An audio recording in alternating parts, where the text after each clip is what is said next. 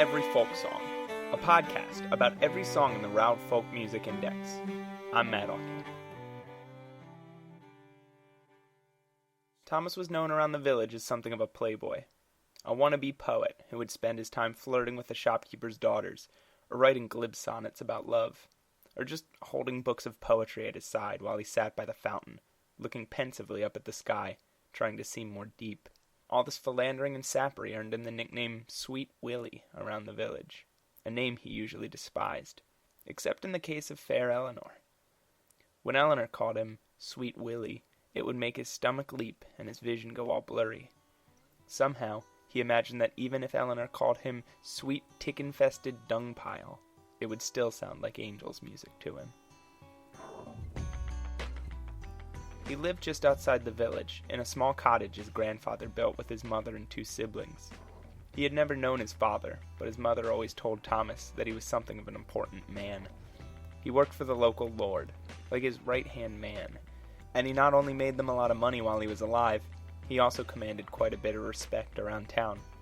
A respect that, according to his mother, was now owed Thomas.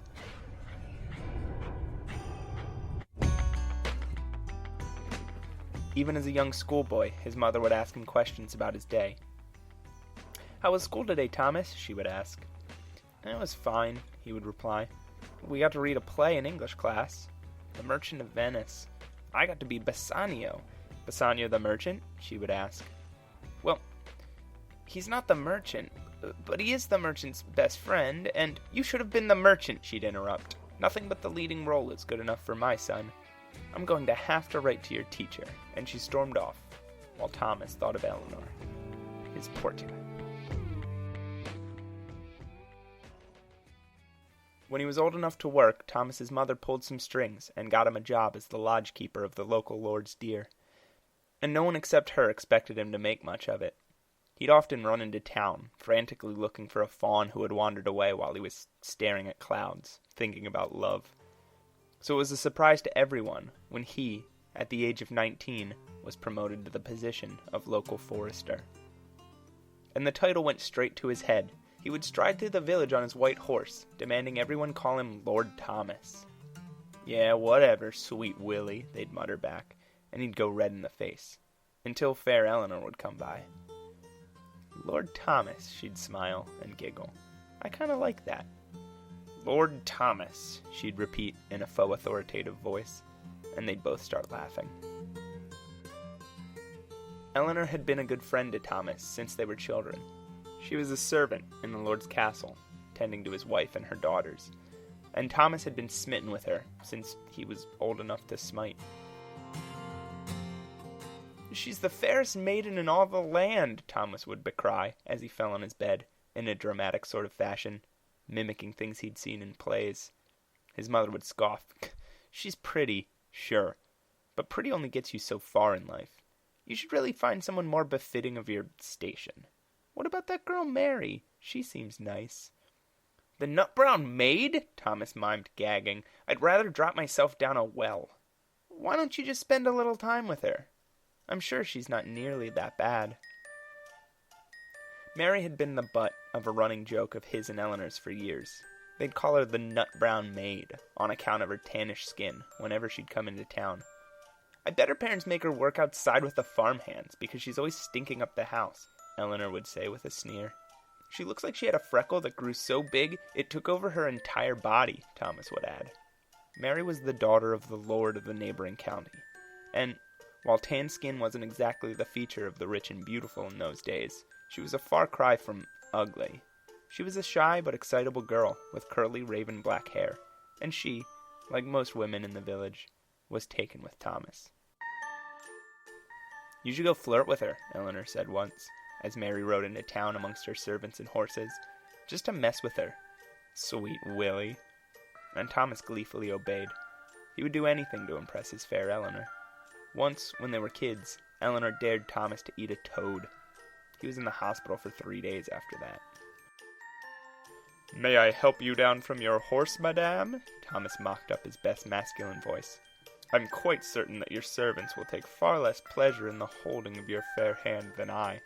He led her around the market for an hour, peppering in bits of backhanded compliments to make Ellinor, who was stealthily trailing them, laugh.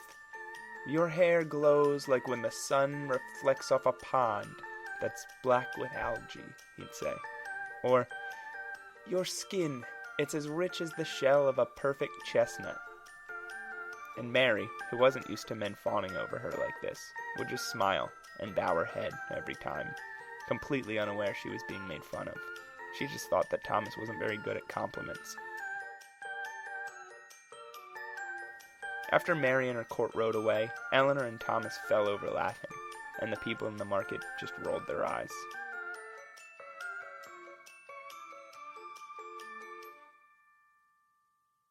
One day, after a long shift of marching around the woods, demanding that people respect him, Thomas returned home to find his mother waiting for him with a stern look on her face. "Thomas," she said, "it's time to get serious about your life. You've been flitting about town, writing your poetry and gallivanting with those silly market girls long enough. It's time to grow up. It's time to pick a wife." "Fair Eleanor," he said at once, barely pausing to think. "I'm not sure that's the best idea," his mother replied, just as Thomas knew she would. They'd talked about it before. He'd even talked to Ellinor about it before. A few weeks back they'd been sitting on a hill, watching the sunset, while Thomas read her some poetry he'd written earlier, about how the beads of dew on the grass were like beads of love in his heart, when he threw the parchment down on the ground. "Damn it, Ellinor," he grabbed her dramatically. "We should just run away, and be married, and live in the countryside, away from everything." Ellinor just smiled her fair smile, and plucked his fingers off her shoulders one by one as she spoke. "Oh, sweet Willie, you know we can't do that. You know I can't leave my family, or you yours. If we're ever to be married, you need to get the blessing of your mother. As soon as you have that, of course I'll be yours." But Thomas knew that would never happen.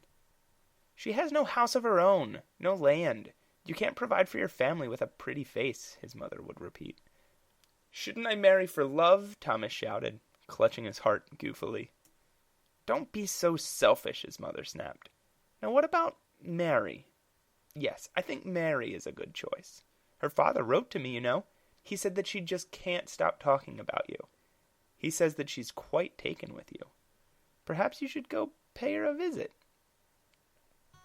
Thomas could never say no to his mother, so a few days later he saddled up his horse and sullenly rode off to see the nut-brown maid. His mother had arranged it all through correspondence. Their wedding was to happen quickly. When he arrived at her castle, her father, Lord Nut-brown Maid, greeted him like a son. "We were wondering when you'd show up," and he grasped Thomas in a big bear hug. They spent the rest of the weekend making arrangements, and Thomas spent the weekend forcing a smile across his face. Over dinner, Mary would rave about him. "He writes poetry, did you know? He's so soulful."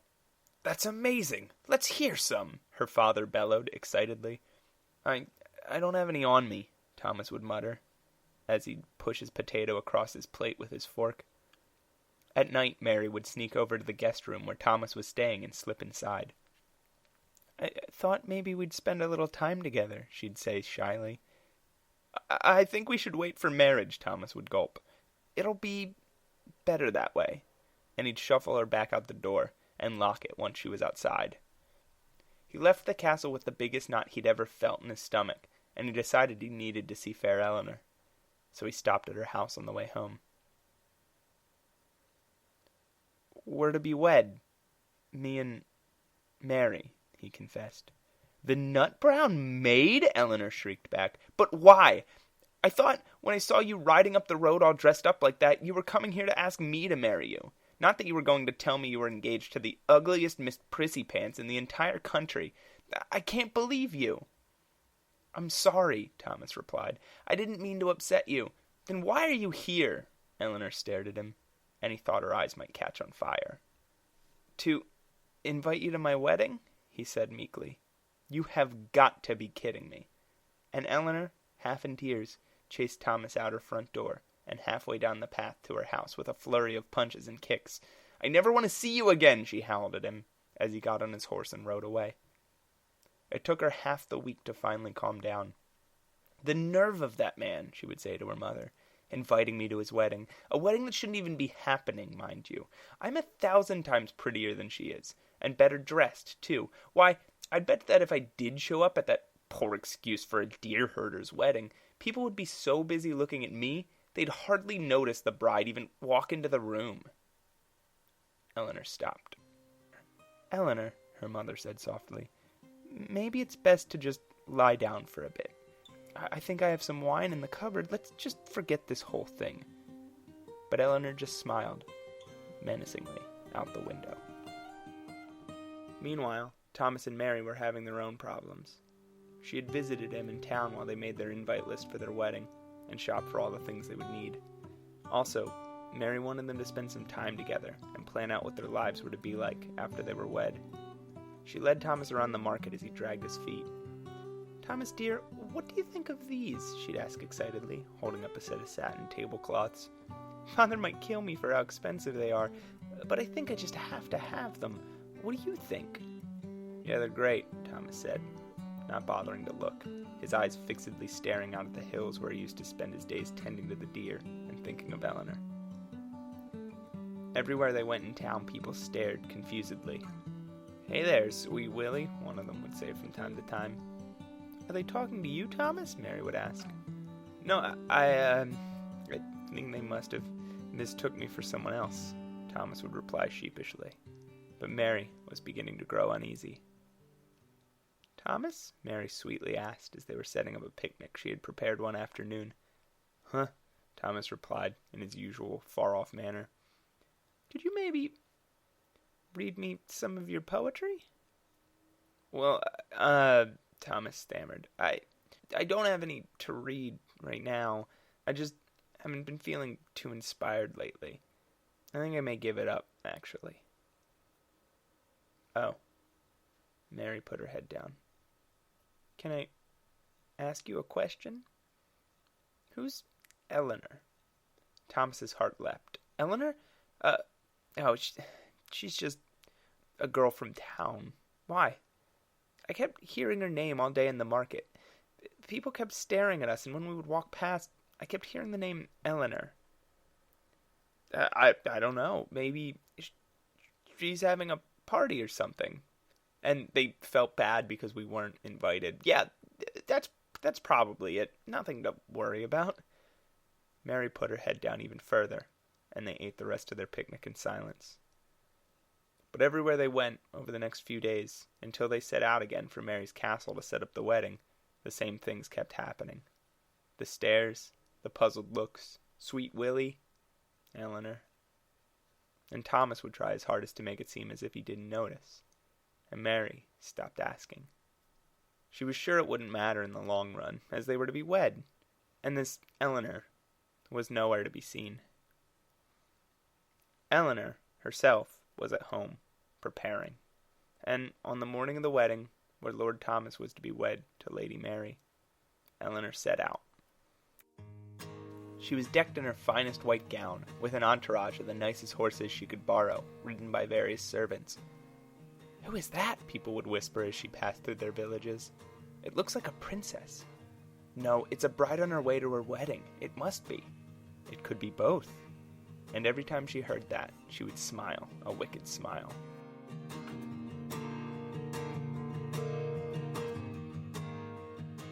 It was late afternoon when she arrived at Mary's castle. I have an invitation from Lord Thomas, she said to one of the guards. Just find him. I'm sure he'll be glad to welcome me in. Ellinor! He nearly fell over when he saw her. I can't believe you came. I didn't think I'd ever see you again. Come in, come in. He took fair Ellinor by the hand and led her through the castle, making awkward chit-chat about the stonework and the tapestries. When he came to the great hall where the wedding was to be held, there was a collective gasp amongst the assembly. You can sit up here, Ellinor, Thomas said, leading her up toward the high table where the gentry sat. Thomas, came a voice from behind his shoulder that made him visibly shudder. It was Mary. What is this? Oh, Thomas stuttered. This is Ellinor, a friend. Charmed, Ellinor held out an extravagantly gloved hand. My, you're looking quite brown today. Is that what the fashion is amongst the rich crowd these days? And the whole peasant look with your dress. I love it. Mary frowned at Ellinor's outstretched hand. Thomas? A word? Oh, don't mind me, Thomas. I can seat myself. Ellinor's face turned into a scowl. Go have your word with Miss Second Choice. Mary's face flushed red, and she rushed at Ellinor, but Thomas stood in her way. Now, ladies, he tried to say with the sweetest voice he could conjure, I'm sure Ellinor didn't mean anything by it. She's just trying to make a little joke. I want her out of here, Thomas, said Mary, in a harsher voice than he'd ever heard before. He won't kick me out, will you, sweet Willie? Ellinor's voice dripped with venom. You can't really have a wedding without your true love present, can you? And speaking of jokes, where did you get your dress? I've seen potato sacks with more elegance. Mary's eyes flashed, and she leapt forward again, but this time, Thomas couldn't hold her. Mary was on top of Ellinor in seconds, and they rolled across the great hall, in a flurry of kicking and punching and screaming and hair-pulling. Homewrecker! Snob! Walking mole! Ladies! Thomas shouted nervously. Can't we just calm down and talk about this? Suddenly, the shouting stopped, and Thomas was finally able to pry the two apart. But when he did, he found his hands covered in blood. He looked at Ellinor, who lay on the ground, motionless. And he looked at Mary, wild-eyed, penknife in hand.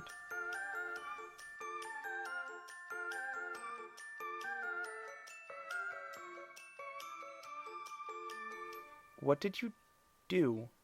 Asked Thomas, and he held onto Mary's arm even tighter. What's wrong? Mary asked, smiling the smile of a crazed person. Now, nothing can come between us, Thomas dear. The servants will clean this up, I'm sure. The great hall had cleared out by now, except for the 3 bloody figures and Thomas's mother, who stood horrified.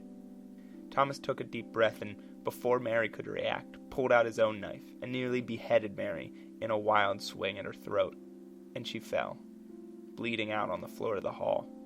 He was so wildly angry that he had to stop himself from kicking the head from her body. He began to cry as his mother ran to his side. Oh, Thomas, what are we going to do? She sobbed. After a moment, Thomas spoke calmly. I was never meant to be with her. His hand shakily pointed the dagger at the corpse of his affianced, her blood dripping from the blade onto the ruffles of her wedding dress.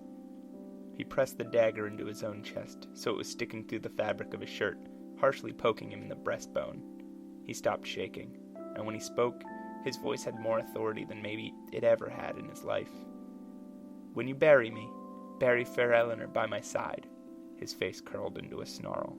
And bury the brown girl at my feet. He took one deep, steadying breath, and he thrust himself toward the ground. There was a sickening thud as the knife pierced his breastbone, and Thomas's mother knew that her son, her beloved son, was no more.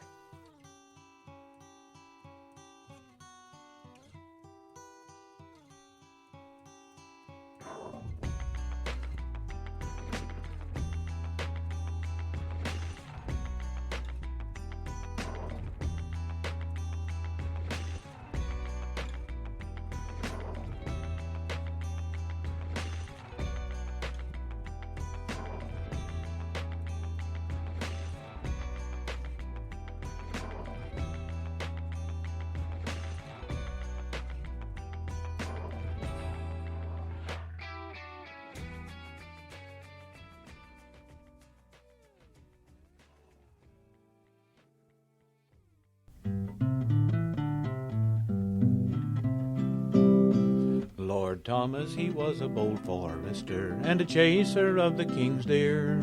Fair Ellinor was a fine woman, and Lord Thomas, he loved her dear. Come riddle my riddle, dear mother, he said, and riddle us both as one, whether I'll marry fair Eleanor, or bring the brown girl home. The brown girl, she has got houses and lands, fair Ellinor, she has got none. Therefore I charge you on my blessing to bring the brown girl home. And when he came to fair Ellinor's bower, he turtled there at the ring. And who was so ready as fair Ellinor to let Lord Thomas in? What news, Lord Thomas, she said, what news hast thou brought unto me? I am come to bid thee to my wedding, and that is bad news to thee. O God forbid, Lord Thomas, she said. The song is Lord Thomas and Eleanor, also known as Lord Thomas and Fair Eleanor, The Brown Girl, Sweet Willie and Annie, or a dozen variations of those. It's Roud 4, Child 73. The song was most famously published in a collection called Relics of Ancient English Poetry. Relics is spelled R-E-L-I-Q-U-E-S. Reliques? It was published by Thomas Percy in 1765 and comes from a broadside called The Tragical Story of Lord Thomas and Fair Eleanor from the year 1677, during the reign of Charles II. It was a popular song in England and Scotland and Ireland around this time, surviving still to this day, also showing up in the Appalachians. But unlike the other songs we've covered so far, it really hasn't changed much over time. Pretty much the only thing that changes are the names and the spellings of Ellinor. I never knew there were so many ways to spell Ellinor until researching this song.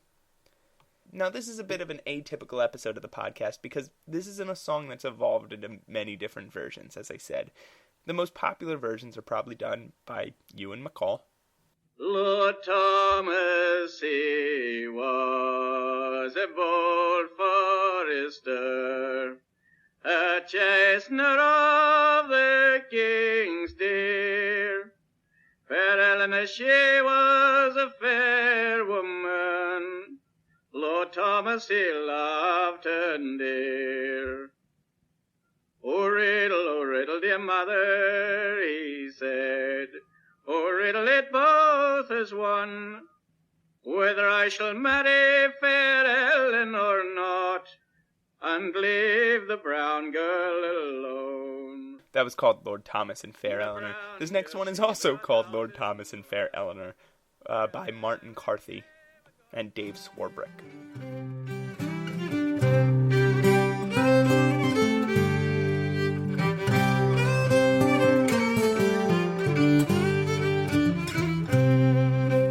Thomas, he was a bold forester, and chastener of the king's deer. Fair Eleanor, she was a fair woman, Lord Thomas, he loved her dear. Oh, riddle, dear mother, he cries, oh, riddle it both as one, whether I marry fair Ellen or not, and leave the brown girl alone. But I think my favorite is by legendary bluegrass and country musician Grandpa Jones. This is Brown Girl and Fair Eleanor. Come, father and mother, and tell me a riddle. Come, tell it all to me. The brown girl, she has houses and land. Fair Eleanor, she has none.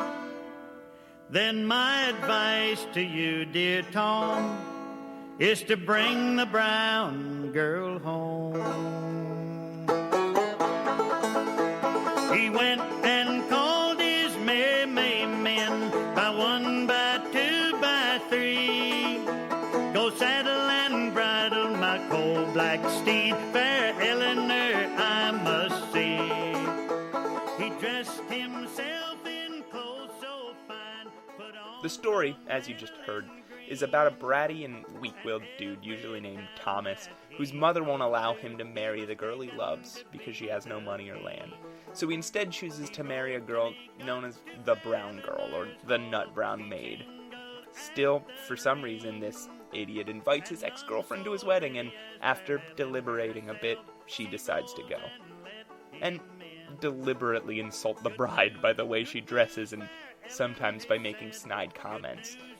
The Nut Brown Maid stabs the ex-girlfriend and kills her. Then Thomas, and this is really strange, in almost every version of the story, cuts the brown girl's head off and, quote, kicks it against the wall. Sometimes he throws it against the wall. Still, that's pretty gruesome. I don't know, but if I was rewriting the story, I think I would leave out the part where he kicks a poor girl's decapitated head at a wall. In fact, I did. And I did. But people seem to like that part.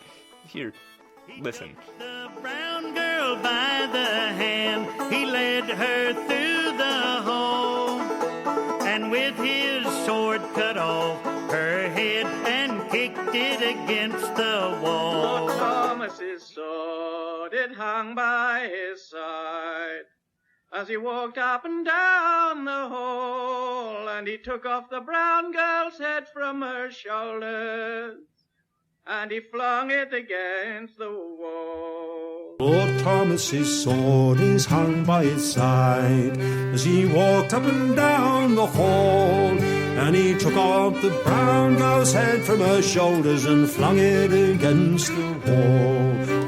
As he ran through the hall, he cut off the head of his bonny brown bride and kicked it against the wall.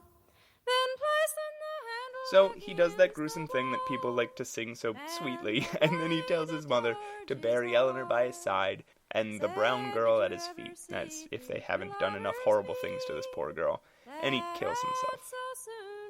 In a lot of versions, a rose grows from Thomas's grave and a briar from Ellinor's, and they entwine, which I think is a line borrowed from the popular ballad Barbara Allen, but it's way more romantic than I think these selfish and mean-spirited children deserve.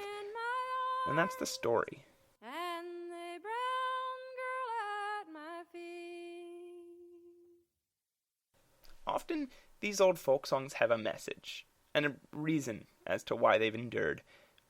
But I kind of struggle to find that with this one. Obviously, there were mistakes made, inviting your spiteful ex to your wedding with a knife-wielding murderer, for one. Perhaps that speaks to Lord Thomas's pride, that he believed that he was getting away with something. But it was perhaps the bringing of those two hazardous elements together that caused all of their downfalls, more than any other part of the story. That's why I have trouble with the idea that this is a story about the concept of marrying for love over marrying for money. Because that was very close to working out just fine. I'd think a better story about marrying for money instead of love would be the slow and withering decay of Thomas and the Nut Brown Maid's happinesses, while Fair Eleanor finds someone less shallow and marries him instead.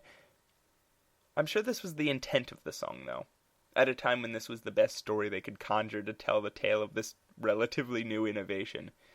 The idea of marrying for love. This new kid Shakespeare was filling the heads of all the kids with this idea that love was a unique and powerful thing that should be pursued at all costs.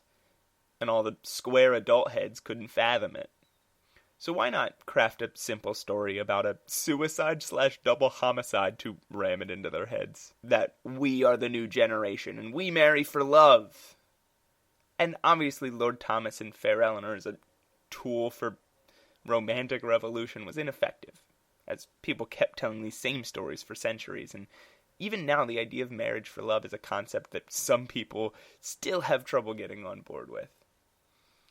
I'm sure we're supposed to sympathize with Lord Thomas, though. I'm sure we're supposed to feel for how he was trapped in this situation, where he was being forced to marry one he didn't love under the pressure of his mother. And if he wasn't such a sniveling, mean-spirited dope who made so many bad decisions and murdered a girl in the end, we probably would. But I feel the real victim of this story is the Nut Brown Maid. She was also being driven into marriage by the conventions of 16th, 17th century English society, but she didn't know this as well as her false beloved did. And there, at the day of her wedding, a day she's maybe looked forward to her whole life, two snotty kids team up, consciously or unconsciously, to humiliate her in front of her friends and her family. She maybe acts hasty in lashing out with a knife, but ultimately this is how her life ends. This is how her whole story concludes. That's really sad.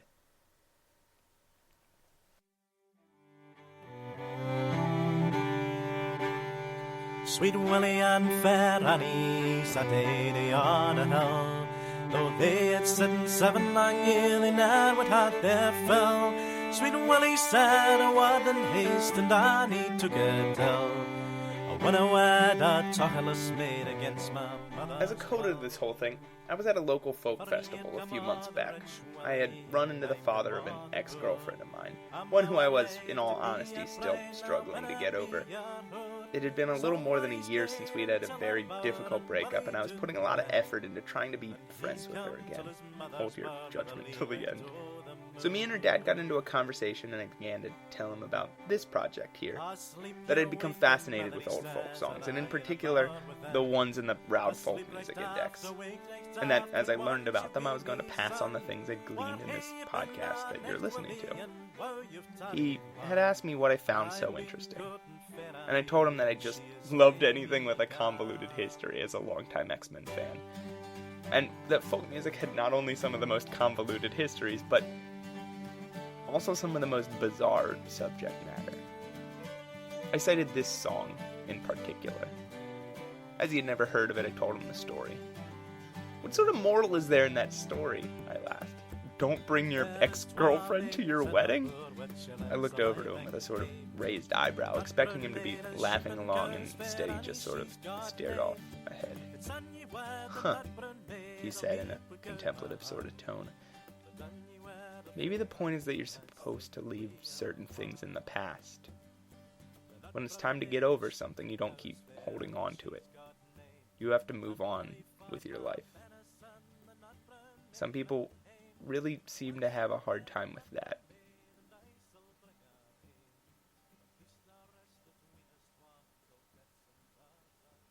It's a fair point.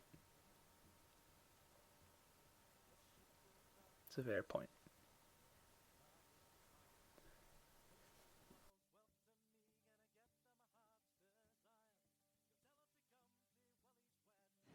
The brown girl has got houses and lands, Fair Ellen she hasn't got none. And if you take your mother's advice, you would bring the brown Thanks as girl always to Steve Roud, the English Folk and Dance Society, and the Vaughan Williams Memorial Library, all for the existence of the Roud Index, which is what I use to find these songs. And thanks to the following artists: Martin Carthy and Dave Swarbrick, Ewan McCall and A.L. Lloyd, Grandpa Jones, Gene Ritchie, Jesse Murray, Malinky, and Hermes Nye. Take a few minutes and a few dollars and buy their songs, buy their albums. No folk music album is bad, except for the ones that are. And I'm going to give a little bit of special attention to the artists whose music I used to underscore the story at the beginning of the program, since their music didn't really have anything to do with the subject matter.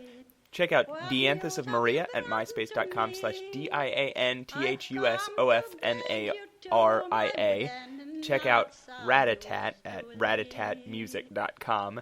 And Detective Byron, DETECTIVBYRAN.net. I'm a legitimately big fan of all three of those. Go buy their albums, also become a fan of them. They are worth your time. For more information on Lord Thomas and Fair Eleanor, actually, I'm sorry, it's all pretty jealously guarded information. If you're one of the lucky few to belong to the secret society known as public libraries, then you could just go there. If not, then the only way you can find any information on this or any other thing is through this complicated technological device known to us elite few that have them as a computer. And even then, you can't find it without subscribing to this ultra-exclusive network called the Internet. I don't mean to flaunt my haves in front of you have-nots, but those are the only ways you can find this information. I'm sorry. Thanks so much for listening. This is certainly an atypical episode. I'm still experimenting kind of with how, as each of these songs are very different, and some of them have very long and interesting histories, which I can explain to you how the song moved around the world and evolved. Some of these other ones don't evolve too much, and so the thing that's more interesting is the emotions they stir up, or the story that they're telling. There's different information for each song, and I try and do the best to make an entertaining episode, but I need to hear from you guys to see what you guys find the most enjoyable. So you can find me at my full name at Matt Allkamp, MATTAUKAMP, on any of the major modern social networking sites. And you can use those very same social networking sites to share this show with your friends. The blog is at myroudjourney.tumblr.com. You can email me at mattallcamp@gmail.com. Like I said, I would really love to hear from you. And if one of the sites where you got this podcast has a review option, please give me some review and some 5 stars if you could. It not only would mean a lot to me and make what I do here seem worthwhile, it would also help others to find the show. And don't forget to check back in 2 weeks to hear all about the 3 ravens. Take care, folks.